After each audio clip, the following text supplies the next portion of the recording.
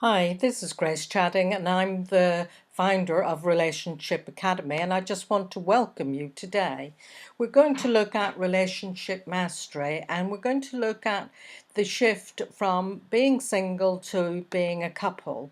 So before we get started, switch off your mobile and Facebook and anything else that might be a distraction for you, and grab a notebook and pen, because I'm going to ask you to pause the video every so often and make some notes which you'll find useful.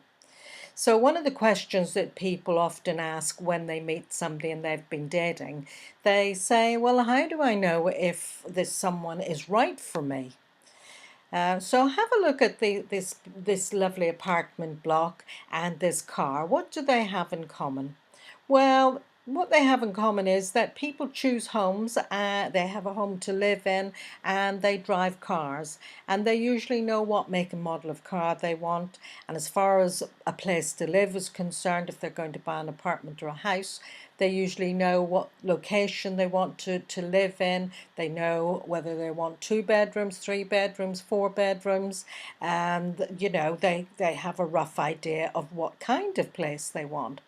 But people, when they come to choose relationships, they don't seem to give it that much thought. They've got some rough idea of whether they like tall, short, um, you know, they don't really know what it is that they want. And, when people buy apartments, they have a surveyor come and do a survey. When they buy a car, they have it tested, and they perhaps have it checked over. But when it comes to relationships, people tend to just fall in love with somebody. They don't do a survey, they don't check them out, and they don't really get to know them. So my suggestion is that we consider what kind of person is right for you. Do you feel confident that you know that? And do you know if you're attracted to the same type? And if you are, is that helpful? Do you know what you want? Do you know why you want what you want? And do you know what to look out for? So a clue is to consider, what do you feel passionate about? If you're an avid reader, there's very little point in you hooking up with somebody who never reads a book, because the chances are, if they think reading is a waste of time for them, they'll think it's a waste of time for you too. Likewise, if you love hill climbing and surfing, there's no point in going out with somebody who worries if they chip their nail polish or if their hair gets blown about. So, what you feel passionate about is a clue to what it is that you value. So, here are some values here. There are many, many values, but just consider these, because it's useful for you to know what your values are. It's part of knowing yourself. And it's important, if you choose a partner, that they can share pretty well most, if a lot of your values. At least you don't want somebody who doesn't. If you love the countryside, there's no sense choosing a town lover, a city dweller. So for me, for example, I'm passionate about learning. I love connectedness. I love great conversation. I like honesty, and and I like freedom. So you need to stop the video now and make a note of what it is that you value. Now that you know from the other videos and this one, you know the messages and rules from your family of origin, you're beginning to get some kind of idea of what it is that you want, you're beginning to realize what it is that matters to you most, what you value. So now it's time to consider how relationships develop. So if we look at the process of how people move from being single to becoming a couple, so first of all, they start to date, and when they've been dating for a while and they get to know each other and like each other, and they actually don't really feel like going out with anybody else, they move to becoming exclusive.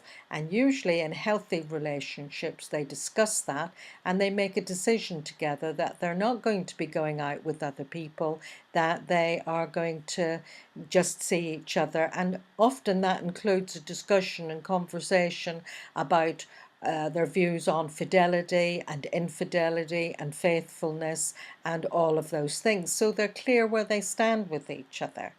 So then, after a period of having an exclusive relationship with just each other, and it's different lengths of time for different couples, but eventually they reach a point where they begin thinking, well, where is this relationship going? Is it going to be for lifetime? Will we move in together?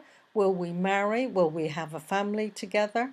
So at some point, when people begin to consider that this may be a lifetime relationship, they make a commitment to the relationship and not just each other. So they commit to each other, but they also commit to the relationship, and they take the relationship seriously. In days gone by, this is what would have been called an engagement.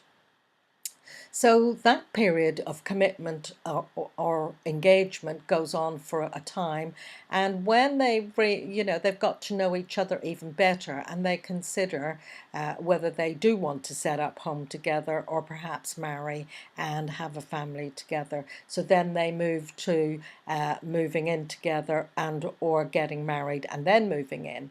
Now, what a lot of couples do is they date for a while, and almost by default, that one of them starts to spend more time staying over at the other one's home, and gradually they just move in, kind of by tacit agreement, but often the conversations that need to happen about fidelity, about commitment, those conversations don't happen, and they just go straight from dating to a kind of a mini marriage, and that is not helpful.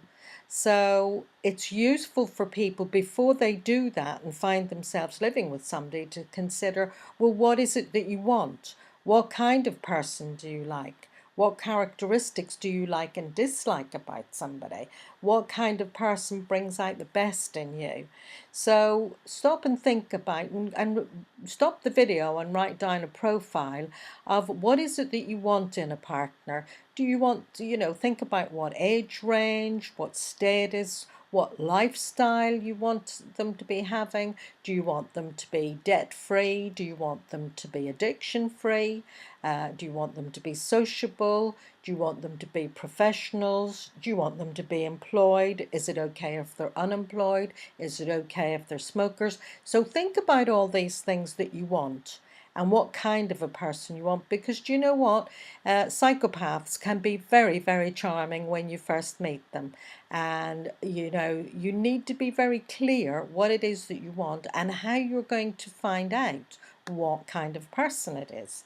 So you need to become the chooser in the relationship. If your other relationships were, if you didn't actually choose them, if you kind of just drifted into a relationship with somebody who invited you out and took the initiative, and that's not really a good idea. So the characteristics of a chooser are that they're positive, they're creative, they take risks, they don't play safe all the time. They're quite assertive. They are open and honest and speak out and communicate clearly and honestly. They're proactive. They get out there. They're not sat kind of thinking that a wonderful relationship is just going to drop in their lap while they stay at home watching the telly.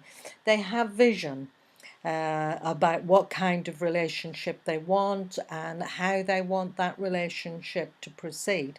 And they assume abundance. They don't go around telling themselves, oh, I'll never meet anybody. They assume that there is somebody with all the characteristics that they're looking for, and not just one somebody, but a number of somebodies out there who would be right for them. And so they're out there in the world getting on with their lives, becoming more of who they are. And as they become more they attract the kind of person who's right for them. And now looking at connection, what you need to have to move from single to couple is to be able to connect with somebody. Now, that is a whole area on its own, and if you want to find out more about the connection techniques, I suggest that you search YouTube for Grace Chatting and check out my videos on connection. But a starting point is that you are present for your partner or potential partner when you're with them. Don't sit with your mobile texting other people and looking all around the place and talking to friends and other folk. Pay attention to the person you're with. Make eye contact with them. Listen to what they're saying. Show an interest in them. Be attentive. Ask them questions, get to know them. And now that you know about messages and rules and how that forms a person's operating system, ask them about what was it like for them growing up in their family. And that will give you useful information. But showing an interest in somebody, being curious about them, is an attractive thing, but also it helps to form connection. And chemistry is something else, and it's really nice and it's lovely. Attraction creates that buzz and that spark. But a lot of people, and mostly those who finish up divorced, use chemistry as the indicator that a relationship's right for them. But actually, a woman called Helen Fisher wrote a great book called The Anatomy of Love, and it outlines all the chemical reactions that go on in your body in response to being attracted to somebody. And it's very powerful. We produce oxytocin, which is what mothers and babies produce, which bonds them together. Now, if you get too physical with somebody before you get to know them, then you'll be flooded with these chemicals, and anything that you find out about them will be seen through rose-colored spectacles. So be very careful about making chemistry your main criteria for moving into a lifetime relationship with somebody. A very good model is a relationship attachment model, which was created by a chap called John Van Epp. And he identified 5 domains of attachment. It was to know somebody, to trust them, to rely on them, to be able to commit to them, and touch. And these are all aspects of forming attachment. And fundamentally, what he was saying was that you can't know if you can trust somebody if you don't know them. And you don't know if you can rely on them if you don't know if you can trust them. And you can't commit to them if you don't know if you can rely on them or trust them. And so you must know somebody, and learn to trust them and learn to know, can you rely on them, and then commit to them before you get into a very full-on physical relationship with them. Now, these are just some of the aspects of how you shift from being a single person dating to becoming a couple. And I hope that you find that useful, and I look forward to seeing you on the next video. Bye now. Your comments are very welcome, and email me at grace@relationshipacademy.co.uk. Bye now.